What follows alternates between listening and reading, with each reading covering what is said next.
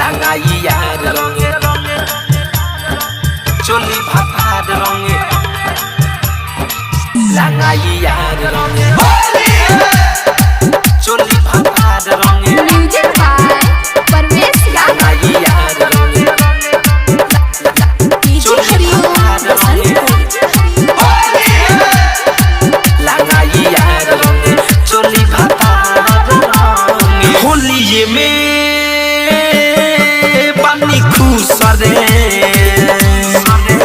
हरे यारों के देनी हो घूस रे किया दे टाइट पीछा कारी ही डाले पारा पारी लसर फसर करे हंगरे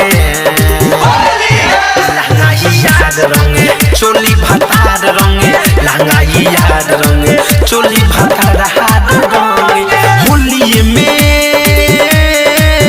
बानी खुश रे हजरों के देनी हो घूस रे किया दे टाइट पीछा कारी डाले पारा पारी लसर फसर करे हंगरे लागाई यार रंगे चोली भातार रंगे लागाई यार रंगे चोली भातार रंगे लागाई यार रंगे चोली भातार रंगे लागाई यार रंगे चोली भातार रंगे साउंड रिकॉर्डिंग स्टूडियो लाल बेगिया लागाई यार रंगे डीजे हरिओम लागाई यार रंगे चोली भातार रंगे पीले बा भातार हादारू बाते न तनी को समझता उठावे यरवे फायदा दुनु जो बनामा मजता पीले बा भातार हादारू बाते न तनी को समझता उठावे यरवे फायदा दुनु जो बनामा मजता नैहर से आइल रहे पागलाइल नैहर से आइल रहे पागलाइल यरवे करता बाबी जंगरे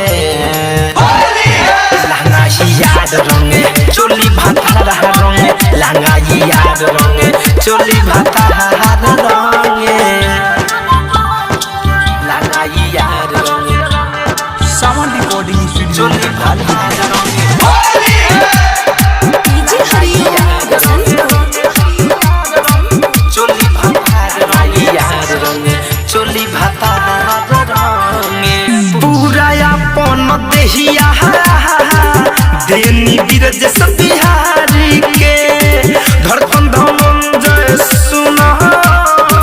मजा डबल पिचकारी के हे राजा पूरा अपन देहिया देनी परवेश बिरज सब बिहारी के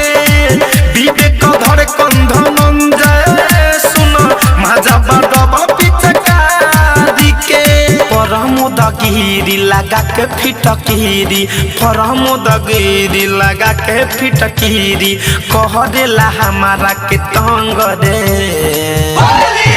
लागाई यार रंगे चोली भातार रंगे लागाई यार रंगे चोली भातार रंगे होलिये में बानी खुश रे यरौ के देनी हो घूस रे टाइट पीछा कारी डाले पारा पारी लसर फसर करे हंगरे लागाई यार रंगे चोली भातार रंगे लागाई यार रंगे चोली भातार रंगे साउंड रिकॉर्डिंग स्टूडियो लाल बेगिया।